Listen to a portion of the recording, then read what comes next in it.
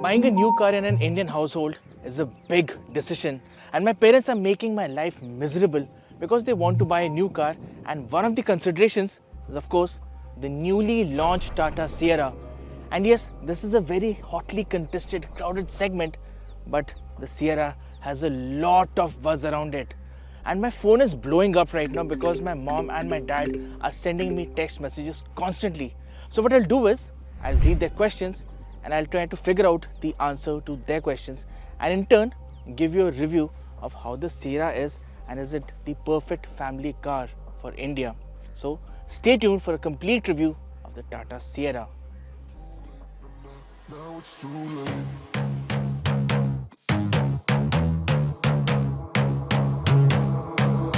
Now it's too late.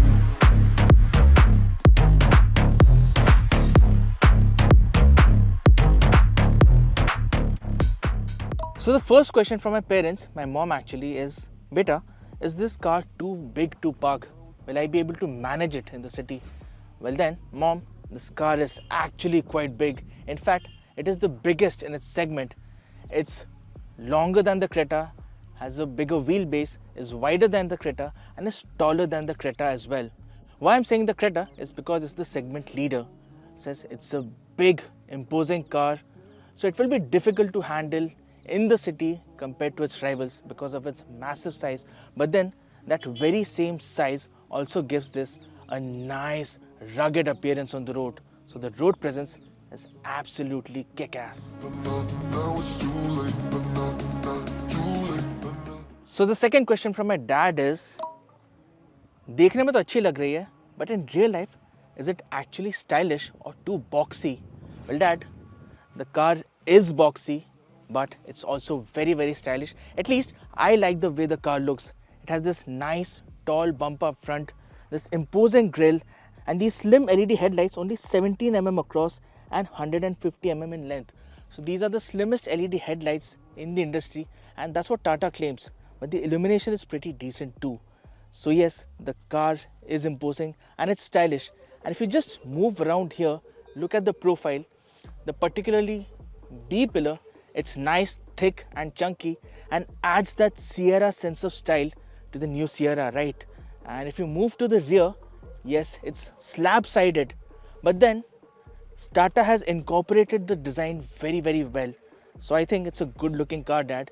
I think you'll like it, the way it looks when you look at it in the flesh. So the next question from my dad is, how's the comfort?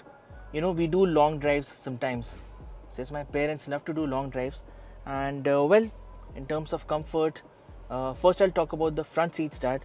So the driving perch is quite nice and comfy. The seat is well cushioned, and if you want, you have this thigh extender as well, so you can tuck this in or take it out as you like. So that's a nice feature to have. It's there on the driver's side as well. And the steering wheel is nice, chunky, it feels good to hold, and the visibility from the driver's perch is quite nice as well because you sit tall and you get that sense of space inside the cabin, right? So the front seat, quite comfortable. You like driving this car, right? Now let's hop on to the rear seat and tell my mom whether it's comfortable or not. Alright mom, the rear seat is plush, comfortable. The seat's cushion is very nice. It's not very soft that you sink in. It's decently firm and I think you'll like it. And the backrest also had good support for your back, so you'll be comfortable on long rides. Plus, if you want some privacy or protection from the harsh sun, then you have a blind as well. So that's a nice feature to have. But the only issue that I feel here is your view outside might be impeded by this. Yes, it's a nice styling element and you have speakers here, but then I would have preferred my window line to be absolutely clean. But the sense of space, I mean the front seat is adjusted to my driving position, and you can see the knee room, the amount of knee room that's there, the amount of headroom, despite the fact that this gets a sunroof, a panoramic sunroof at that, and I know my mom is fond of that as well. So decent leg room, massive knee room, and it's comfortable for 3 people to sit in case we have a guest at home. And mom, in case you want to charge your devices, your phone, your tablets, well, you have 2 ports here. You have a rear AC vent as well, to keep you cool and comfortable.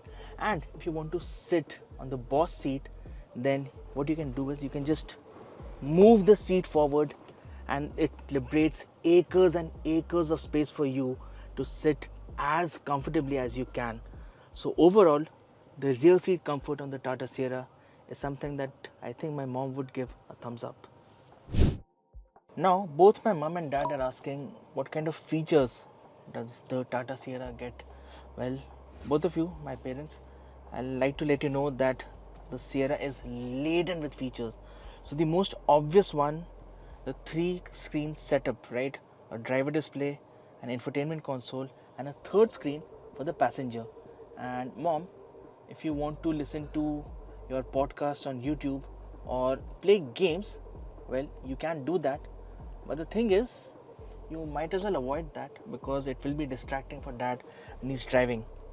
Nonetheless, you also get Dolby Atmos surround sound system inside, and this that you see here, it's not just a design element, it's actually a sound bar. And the aircon vents have been neatly integrated in terms of features. Yes, it also gets Apple CarPlay, Android Auto, both wireless.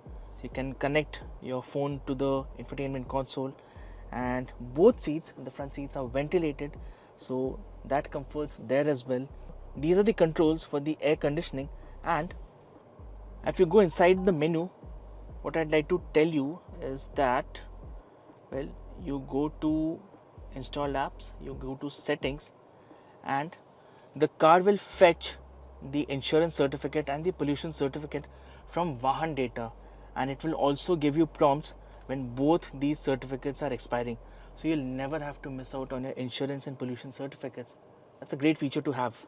And say if you're driving, you can also share the location, right? So this is the current location where I am at the moment, so you can share that. And if you're going on a long distance road trip, you can share live location as well, and that will help me track your whereabouts. That's a brilliant feature to have, right? Enhances safety as well. So let me go back to Android Auto, and well, you have a panoramic sunroof as well, which at the moment is not working. So this is one thing that you have to be considerate of when you're planning to buy a Tata car, and this is for everybody in general. The consistency is still not at the benchmark level. It still has catching up to do. So the sunroof is not opening for some reason, and I wish I could show you that. But overall, the fit and finish inside the cabin, it feels premium, though some tiny bits like the gear shifter, it doesn't feel as solid. And this console right here, right, it gives you the feeling of, you know, being rattly in the next 1,000 odd kilometers of you driving the car. So few bits here and there need some work, but overall, mom and dad, yes, the cabin of the Tata Sierra is a nice place to be in, and it definitely gives that premium feel with a 3-screen setup.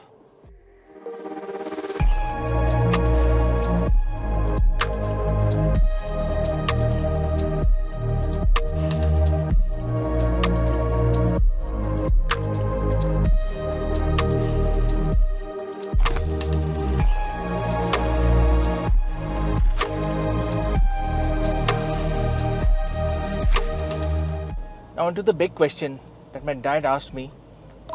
Beta, what are the engine options that are available on the Sierra? Well, dad, there's a 1.5 litre turbo-petrol engine, a 1.5 litre naturally aspirated engine, and a 1.5 litre turbo diesel.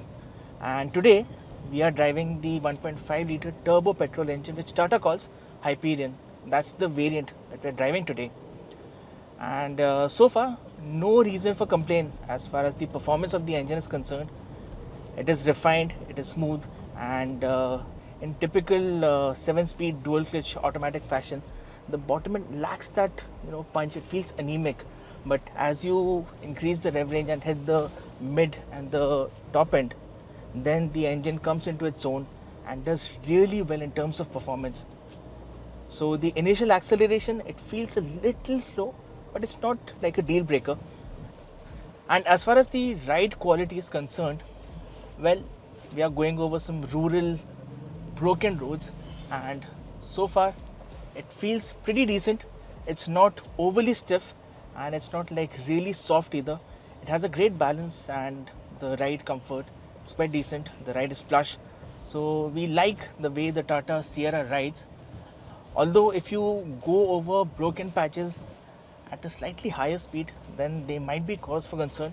But the good news is with 205 mm of ground clearance, well, you're not going to scrape that belly anytime soon. And we did indulge in a little more than mild off-roading.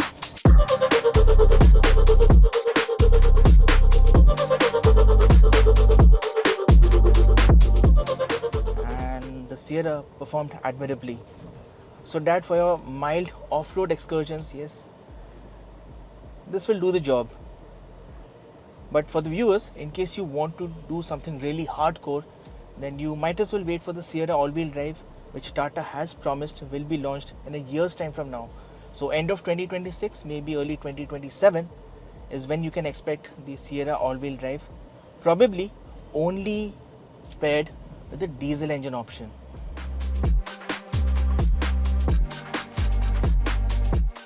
Alright, so we are now driving the Tata Sierra diesel and it gets a 1.5 litre motor, and our initial driving impression is that the bottom end torque on this is slightly better than that on the 1.5 Turbo-Petrol.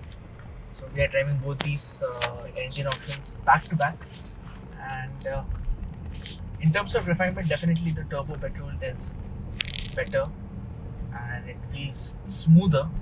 This has that typical diesel engine clatter, right?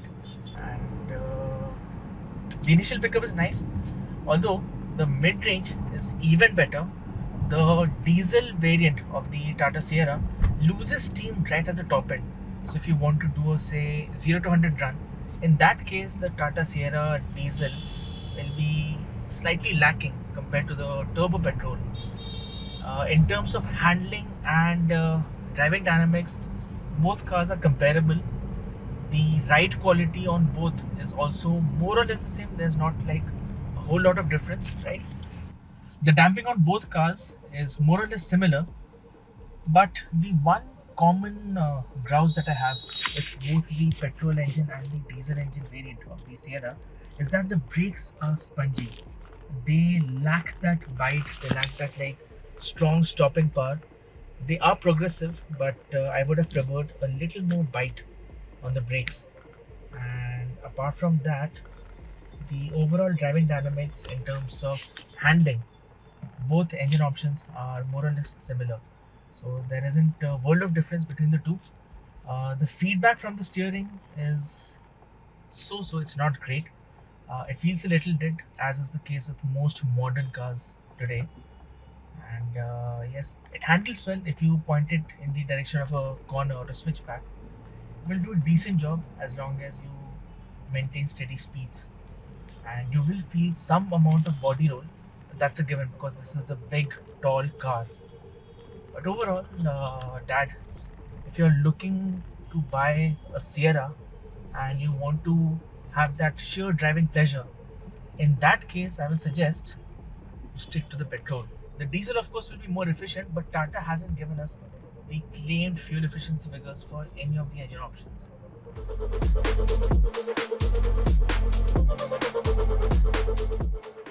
So now my mom's asking me, what about safety? I know it's a Tata, but are the crash test results out? Well, Mom, the official Bharat NCAP and the global NCAP crash test results aren't out for the Sierra yet, but what Tata did showcase was the fact that they actually crashed two Sierras head-on and the damage to the cabin was minimal. So yes, we do expect 5-star safety rating. It does get a plethora of airbags. You have level 2 ADAS and overall quite a few safety features to keep you safe at all times.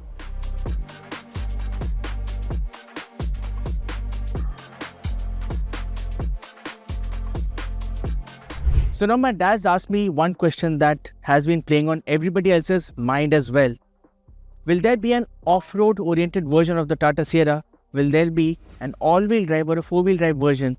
So yes, Dad, an all-wheel drive version of the Sierra is in the works and probably it will be launched in next year. So that is 2027 and not 2026, right?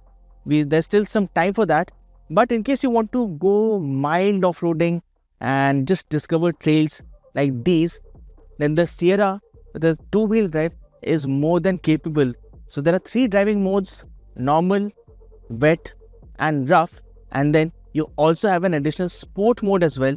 So if you want to just tackle these trails, put on the rough mode and you will be able to tackle these trails with relative ease.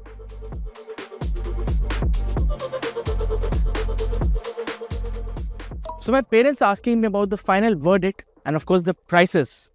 Well, prices for the Sierra start at 11,49,000 rupees for the base variant, and prices for all other trims haven't been revealed yet. Nonetheless, onto the verdict, right? So the Tata Sierra, well, it has great potential to shake up the mid-size SUV segment, the compact SUV space as we know it. It has some really well-established rivals like the Hyundai Creta, of course, which is the segment leader, the Kia Seltos, Skoda Kingshuk, Volkswagen Tiguan, Maruti Suzuki Victoris and Grand Vitara, and many more. So yes, it's a level playing field and the Tata Sierra has its work cut out. But the kind of features it offers, the design, the road presence and the driving dynamics that the car offers are really good, and I think this should be on a consideration list if you're looking for a family SUV. What are your thoughts on the Tata Sierra? Do let us know in the comments below, and if you liked this video, please do give us a thumbs up and please do share this video with your family and friends. Till then, take care, drive safe, and I'll see you soon in the next video from AutoX.